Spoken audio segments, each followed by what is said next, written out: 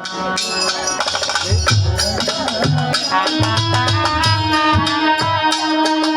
পিতা আমাকে কেন রেখেছেন পিতা? শোনো বাবুজি, দেখতে দেখতে 12টি বছর কেটে গেল। এখন তুমি বেশ বড় হয়েছ, তাই আমি এই বিশাল রাজ্য আমি তোমার হাতে অর্পণ করে দিয়ে আমি বাকি জীবনটা দিয়ে অবসান কাটাতে চাই। ওগো পিতা,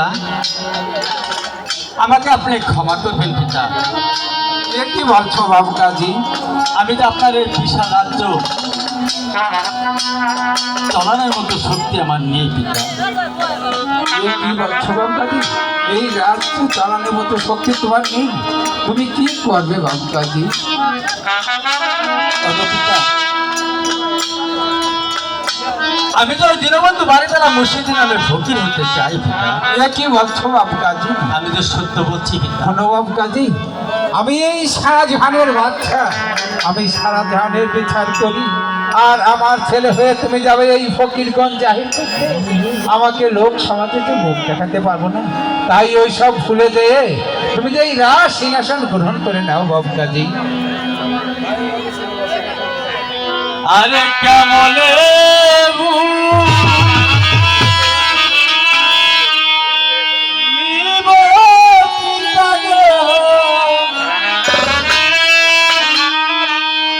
আরে আমার মুন্সি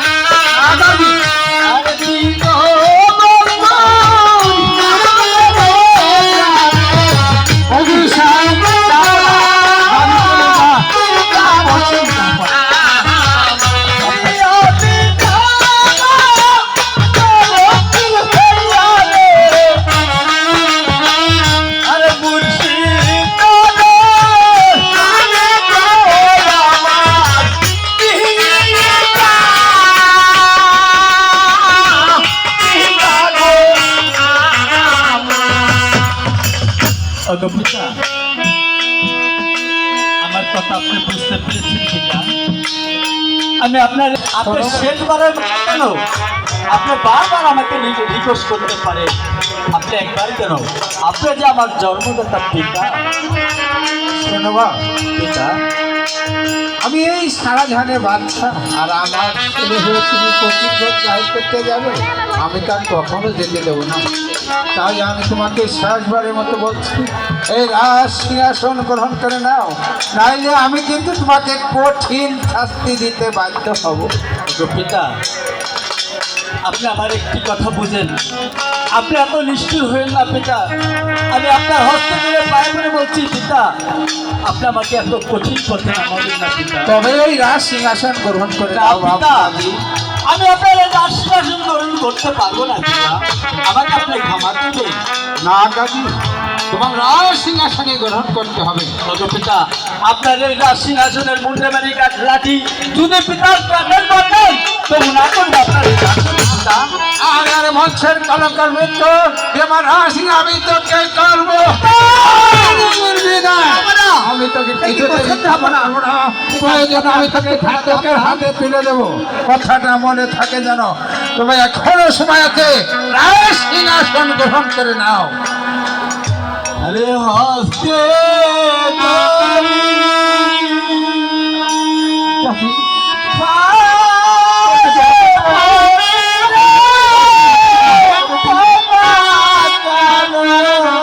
ক্ষমা আমি তো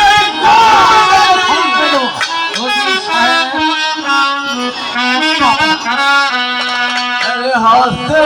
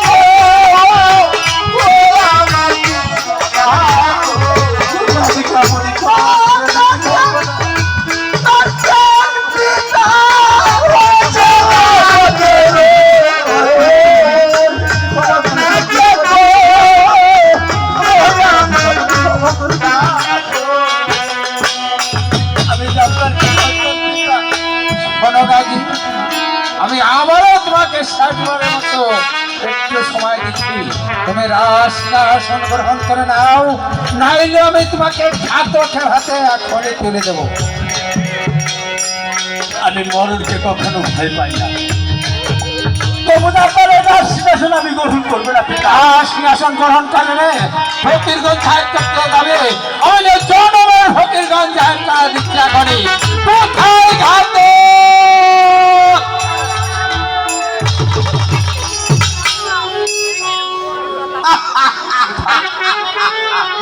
আজ বুঝে আমার কোন পায়ের কোল খালি হলো, তাই চাই তাই বাচ্চাদের কাছে যাই যে দেখি আমার কপাল বাবা জনগণ ক্ষমা করে দিচ্ছি আমি।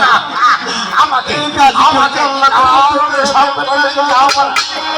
শোনো ঘাতক, এই গাদিকে ওই দক্ষিণ মহাসেনা নিয়ে অন্যমন্ত্র কাটিয়ে খণ্ড খণ্ড করে নিয়ে আসবে। বলছেন যাবো না, আপনি কেন হচ্ছেন? কি অজ্ঞান বলছেন? বুঝতে পারলাম না। আপনার কলিজার টুকরা নয়ন মণি তাকে দেবেন আপনার ঘাতকের হাতে। আপনার ভিতর কি করতে হয় মায়া নেই? না না না, ঘাতক আমার কোনো দয়া মায়া নেই। আমি যা বলছি তাই করো। পারবো না, ক্ষমা করে দিন। ছোড়ো ঘাতক! পারবো না। আমি কিন্তু আমার বেতনভোগী কর্মচারী, আমার কথা অমান্য করলে আমি তোমাকে চাকরি থেকে বঞ্চিত করবো। আমাকে চাকরি হতে বঞ্চিত করবেন না, যাবো না। এই চাকরির উপর আমার স্ত্রী পুত্র পরিজনের পেটের অন্ন জোগাই। আপনি আমাকে চাকরি হতে বঞ্চিত করবেন না। তবে নিয়ে যাও বলছি। হ্যাঁ, আপনার ছেলে আমার কি হয়? আপনার আপনার হুকুমে কত মায়ের কপালের সিঁদুর কেড়ে নিয়েছি। আপনার হুকুমে কত পিতার পিতৃহারা করেছি। আজ আপনার একমাত্র পুত্রকে যদি দিতে পারেন ঘাতকের হাতে, আমি বা পারবো না কেন? আমি তো ঘাতক। আমার কর্ম শুধু মানুষ কত ছেলে সাহেব, আমার কাজে বাধা দিবেন না। আপনিও যার চাকরি করেন, আমিও তার চাকরি করি। আমার কর্ম আমাকে করতে দিন, আপনার কর্ম আপনি করেন। হুকুম কাবিল করতে দিন। যাবো না। কাজীকে আপনি ক্ষমা করে দিন। কাজীকে তুমি ছেড়ে দাও জল্লা। কাজীকে তুমি ক্ষমা করে দাও। আমি যাকে ধরি তাকে কতল করে ছাড়ি। ও যে ছোট্ট শিশু। না, সে তো শিশু নয়। আমার শিশু আর বৃদ্ধ নেই। আমার হাতে যে করে তাকে আমি কতল করি। তার রক্ত মেখে, আমি তো হাতে রক্ত মেখে আমি আবার ফিরে আসবো বাচ্চার দরবারে। জল্লা, হ্যাঁ, কাজীর জন্য কিন্তু আমারও কিন্তু মায়া হচ্ছে না। মায়া যতই হোক, ঘাতক তো ঘাতকের নাই ছেলে, নাই মেয়ে, নাই স্ত্রী, নাই পুত্র, কেউ কারো প্রতি আমার দয়া মায়া নেই। অজির কাকা, ও কাজী, তুমি তোমার পিতার কথা মেনে নাও বলছো। তুমি ঠিকই বলেছো অজির কাকা। আমি কথা মানার আগে আজ একটি নতুন একটি দৃশ্য তোমাদের দেখাতে চাই। একান্ত, বলো বলো। আমার পিতা তোমাকে কেন ডেকেছে? তোমাকে কতল করতে। তাতে কি আমার পিতা সুখী হবে? সে আমি জানি না, তোমার পিতা জানে। আমার কর্ম কতল করা তোমার পিতাকে দেখাবো। তোমার রক্ত এনে এই অস্ত্রখান রক্তে রাঙিয়ে তোমার পিতার কাছে আমি উপহার দিব। তাহলে তুমি এখানে দাঁড়িয়ে থাকো। হ্যাঁ হ্যাঁ, ওগো পিতা, হয়তো তোমার সঙ্গে আমার এই তো মনে হয় জনকের মতো দেখা হতে পারে। তুমি একটিবার আমার দিকে তাকিয়ে বলো তো, তুমি কি একটি দিনের জন্য আমাকে ভালোবাসো?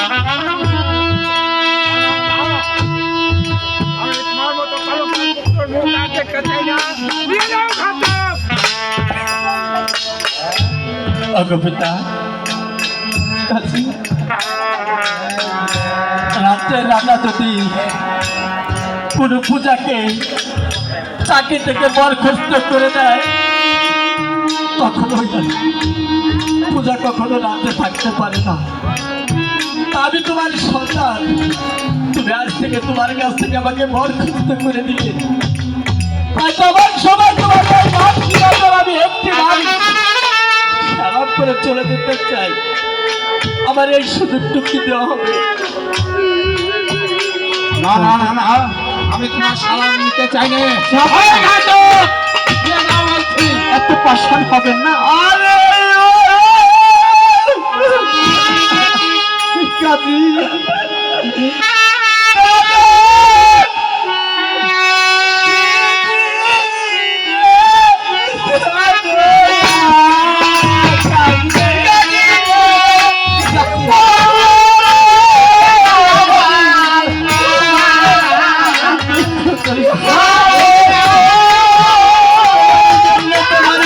ভালোবাসা না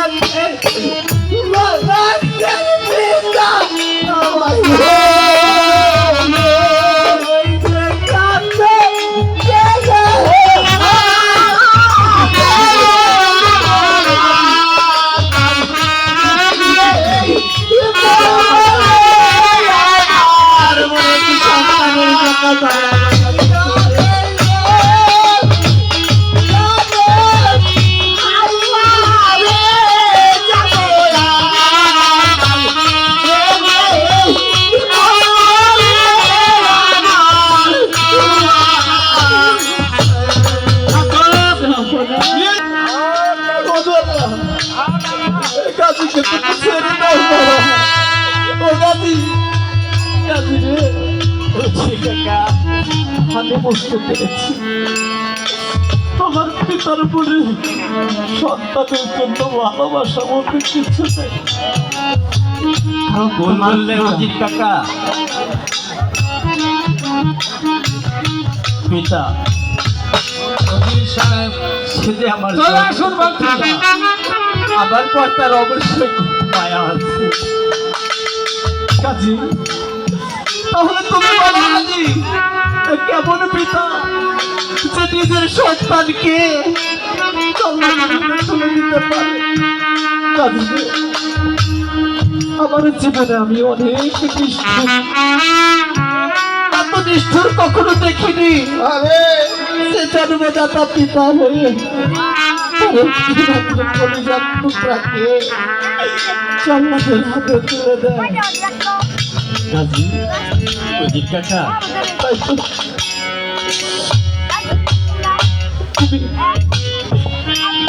তোমার ভালোবাসাটা আমি ভুলতে পারবো না। আরে কারণ সেই ছোটবেলা থেকে কোলে পিঠে করে আমার এই হাতে তোমাকে বড় করেছি। এই ঘাতক! কোনোদিন আমার পিতা ভাবতে দেয়নি। অজিত কাকা, যাবার সময় তোমাকে একটি কথা আমি বলে যেতে চাই। অজিত কাকা, এই পৃথিবীতে যতদিন তুমি থাকবে অজিত কাকা, আমার পিতার নিকটে তুমি থাকবে, আমার পিতা মাতাকে তুমি দেখে রাখবে। আমার পিতা মাতার জন্য কখনো ক্ষতি না হয়। আমি তাই করবো। আমার পিতা যে বাদশাহ সাহায্য থেকে না, সে আগুন পানি মাতৃ বাতাস কারো রাখি না ডর। আরে আর তার সন্তান আমি। আমার পিতার একটা বাক্য কখনো অমান্য হয়নি। তা আমি তার সন্তান, সে আমাকে ঘাতকের হাতে তুলে দিয়েছে, আমি তার কথা অমান্য করেছি দেখে তার আদেশ সে পালন করে যাচ্ছে। তুমি আমার পিতাকে কখনো ভুল করো, ভুল বোঝো না কিন্তু তোমার কথা আমার সন্তান হয়ে আমাকে সে ক্ষমা করলো না। যদি আমার সহায় থাকে, আমার মুর্শিদ যদি আমার সহায় থাকে, আমি আবার তোমার তাই যাবার সময় তুমি আমাকে হাসি মুখে বিদায় করো। তোমার দোয়া থাকে আমার কাছে। কেন সত্যকালে থেকে তুমি তো আমাকে লালন পালন করেছো। তোকে আমি বিদায় দিয়ে এই শূন্য গৃহে কেমন করে থাকবো রে গেছি? তাহলে তো পারবে না। আরে ও কি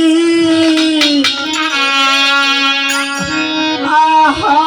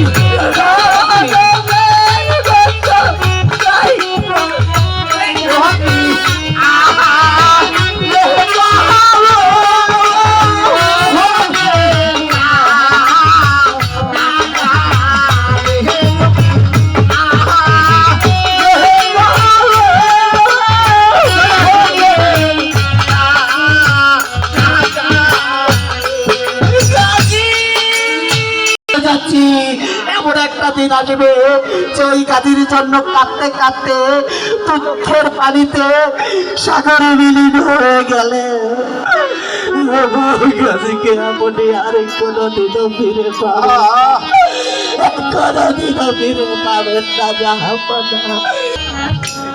কাতাল বাইরা হতো আমার এক চাষি এই ছোট্ট কাজের অভিনয় সন্তুষ্ট হয়ে 100 টাকা দিয়ে দোয়া জানিয়েছে। সোমেশপুরের রশিদ ভাই উজিরের অভিনয় সন্তুষ্ট হয়ে 50 টাকা দিয়ে দোয়া জানিয়েছে।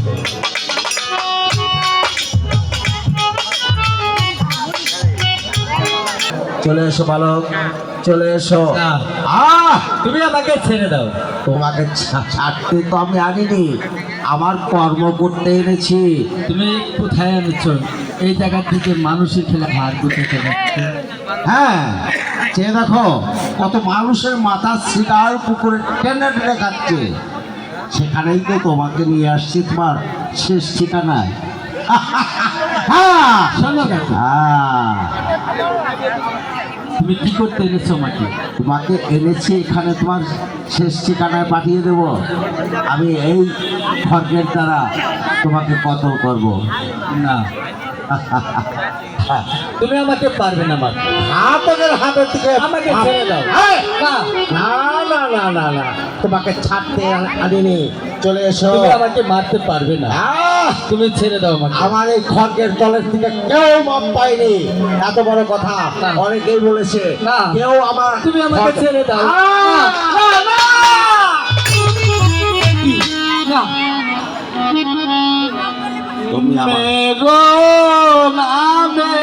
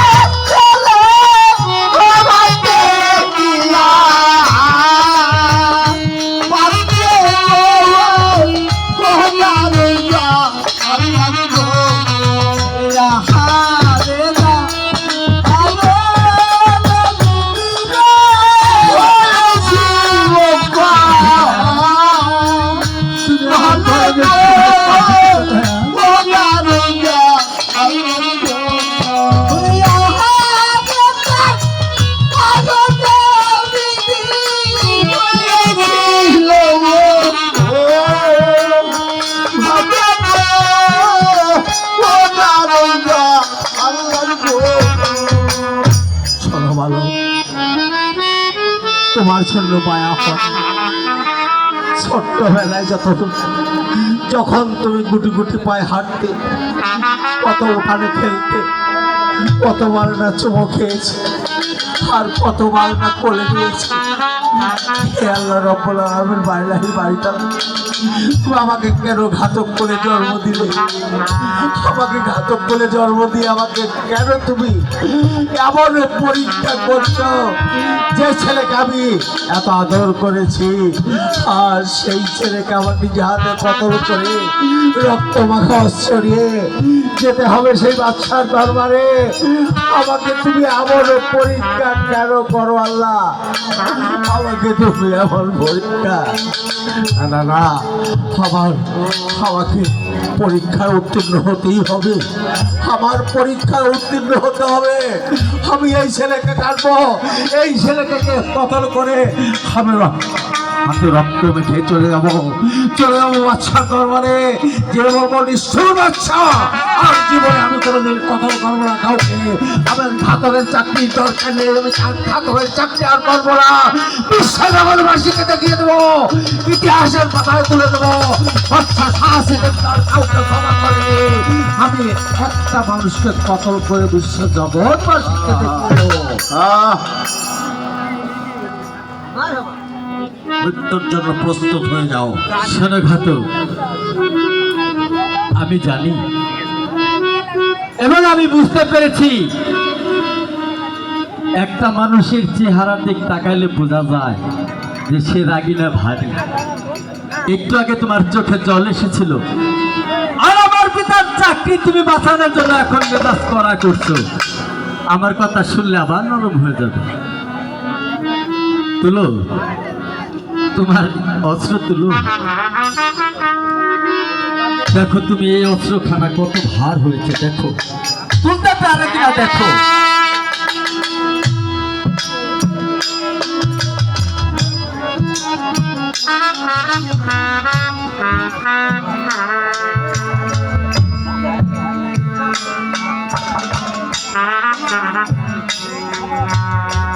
কি হলো?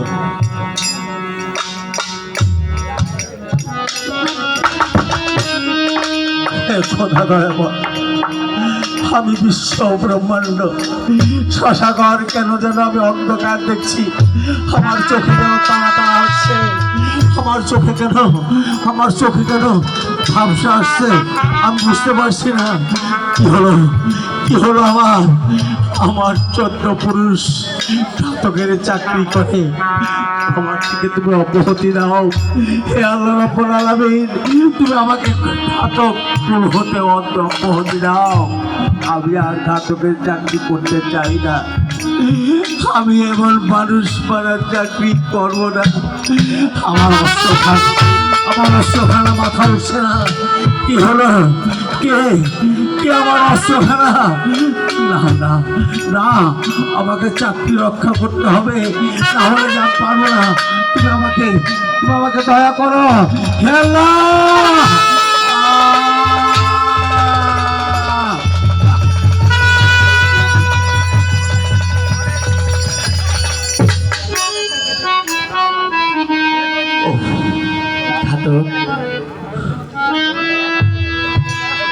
তুমি একটু বুঝতে পেরেছো? আজ হাজার হাজার মানুষের মাথা কতল করেছে, এমন তো হয়নি। আমার এত বড় বয়স হয়েছে, আমার জীবনেও এমন কিছু ঘটেনি। আজ আমার নিদর্শনে যা পাচ্ছি, আমার এমন ঘটনা আমার খোদা আমাকে দেখালো। আমি কি করব তুমি আমাকে বলে দাও। আমি তোমাকে এবার বললি, শোনো ঘাতক, তুমি যদি আমার পিতার আদেশ পালন না করো, তাহলে তুমি এই জগতে হয়ে যাবে মিথ্যাবাদী। ওদিকে তোমার বাচ্চা কাচ্চা না খেয়ে থাকে, হারাবে তোমার চাকরি। আমি বলেছি তুমি কান পেতে শুনে নিবে। বলো বলো। আমি নিজ সদিচ্ছা করে আমার মাথা আমি এখানে পেতে দেব। তুমি আমার পিতার আদেশ অক্ষর অক্ষরে এখানে পালন করবে। যদি তুমি আমাকে কাটতে পারো তাহলে তোমার চাকরি বেঁচে গেল, তোমার বউ বাচ্চা ভালো থাকবে, তুমি সত্যবাদী হয়ে গেলে। আর ভুল বলেছি? হ্যাঁ হ্যাঁ, সত্য বলেছি না? অবশ্যই। তাহলে আমি সদিচ্ছা করে মাথা পেতে দিচ্ছি, তুমি আমার পিতার আদেশ অক্ষর অক্ষরে পালন করে নাও। যদি তুমি আমাকে কাটতে না পারো তাহলে কি হবে? আমি আমি মিথ্যাবাদী, আমি মিথ্যাবাদী হয়েও আমি দেশত্যাগী হয়ে যাব, আমি দেশ বিরাগী হয়ে যাব। আমার দরকার নেই। তাহলে আমি তোমার ভিতরে একটি শক্তি ধারণ করে দিচ্ছি। তোমার এই শক্তি ঝড় উঠে যাবে, ঝড় উঠে তুমি আমাকে যত শক্তি দিয়ে পারো আমার গর্দানটা নামিয়ে দাও। সদিচ্ছা করে মাথা বেঁধে দিচ্ছি।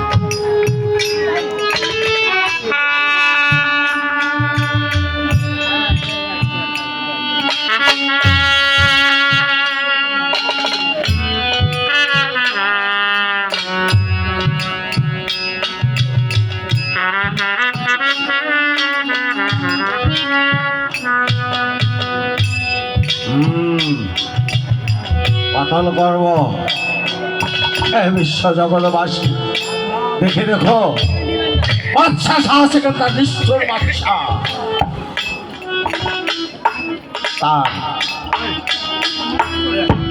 তার অহংকার চূর্ণ করব, তার অহংকার চূর্ণ করব। আমি কতল করব।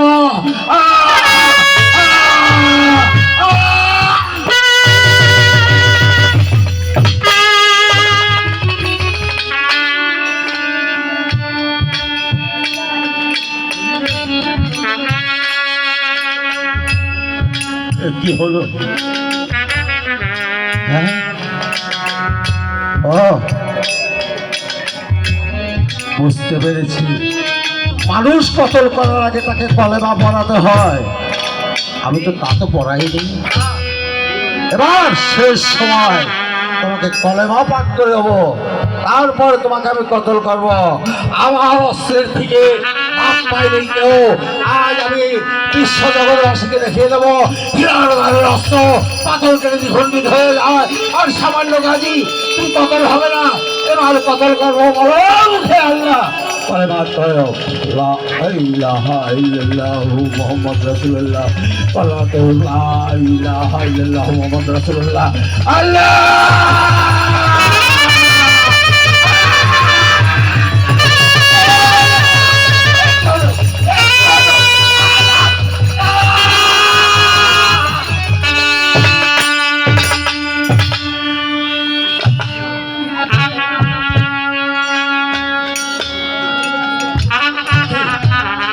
বিশ্ব নিয়ে ঘুরছে কেন? কে? আমি ঘুরছি না পৃথিবী ঘুরছে? আমি বুঝতে পারলাম না। আমার এই যেন আকাশ বাণী থেকে বলে গেল, ওরে ঘাতক, তুমি কাপ্র অস্ত্র প্রসার করতে যাচ্ছ, সে যে আমার ভক্ত। আমি সে আমি একাকার হয়ে গেছি। তুমি তাকে কতল করতে পারবে না। পারলে তার কাছ থেকে তুমি ক্ষমা চেয়ে ঘাতক জীবনটাকে উদ্ধার করে নাও। আমি বুঝতে পেরেছি আমার হাতে ঠিক জায়গায় ধরা পড়েছে। আজ আমি পাপী হলে কি হবে? বাচ্চা শাহসেকেন্দার, তুমি জন্মগত পিতা হয়ে তাকে চিনতে পারোনি, আমি সামান্য ঘাতক হয়ে তাকে চিনতে পেরেছি। ওরে বাবা, তুমি উঠে এসো বাবা। তোমার কাছে আমি চির অপরাধী, তোমার কাছে আমি চির অপরাধী। আমি পাপী, আমি নিষ্ঠুর। তুমি আমাকে ক্ষমা করে দাও দয়াল। তুমি দয়াল, সত্যই দয়াল। তুমি এসেছো মানুষ করাতে। আমিও তো সেই মানুষের মধ্যে একজন। তুমি আমাকে ক্ষমা করে দাও দয়াল। তুমি সত্যই, আমি তোমাকে দয়ালু বলে মানলাম। বিশ্ব জগৎবাসী সবাই তোমাকে দয়ালু বলে মানবে, আমি দয়ালু বলেছি। বিশ্ব জগতে চন্দ্র সূর্য আকাশ বাতাস সবাই তোমাকে দয়াল বলে মানবে। তুমি বিশ্ব জগতের দয়াল, তুমি আমাকে ক্ষমা করে দাও, ক্ষমা করে দাও। দাঁড়াও ঘাতক, তোমাকে আমি ক্ষমা করতে পারি, তবে একটি শর্ত আছে। বলো বলো, হাজার শর্ত। আমার শর্ত যদি তুমি মেনে নিতে পারো অবশ্যই, তাহলে আমি তোমাকে ক্ষমা করে দেব। অবশ্যই মানব। তোমাকে আমি সামান্য বাচ্চা শাহ সেকেন্দারের ছেলে হিসাবে মানছি না। তুমি আমার প্রভু, তুমি আমার জগৎ প্রভু, তোমাকে আমি মানি। তুমি আমার কলিজার টুকরা, তুমি আমার যা বলবে তাই শুনবো। সত্য বলেছ? হ্যাঁ, তাহলে তোমাকে একটি বাণী মানতে হবে। আমার পিতার এই রাজ্যর চাকরি ছেড়ে দিয়ে তোমার বউ বাচ্চা নিয়ে অন্য রাজ্যে যায় বাসা বেঁধে থাকে। হ্যাঁ, আমার নিষ্ঠুর বাচ্চার চাকরি আর আমি করবো না। প্রয়োজন হয় ধারে ধারে ভিক্ষা করে। হ্যাঁ, মোট বয়ে খাবো, গায়ে শক্তি আছে, মোট বয়ে খাবো, জল দিয়ে খাবো, স্ত্রী পুত্র পরিজন নিয়ে আমি নদী পার হয়ে চলে যাবো। থাকবো না এই দেশে, এই দেশে আর থাকবো না। এই দেশে মানুষ নেই। তুমি তোমার ওই বক্ষখানা দাও। আমি একবার ধন্য হই। সোনার মানুষের পরশ পেয়ে আমি ধন্য হলাম, ধন্য হলাম, ধন্য হলাম। তুমি চলো, তোমার পিতার নিকটে পৌঁছাই দিই। আমি এই নদী পার হয়ে চলে যাব, আর থাকবো না এমন নিষ্ঠুর দেশে।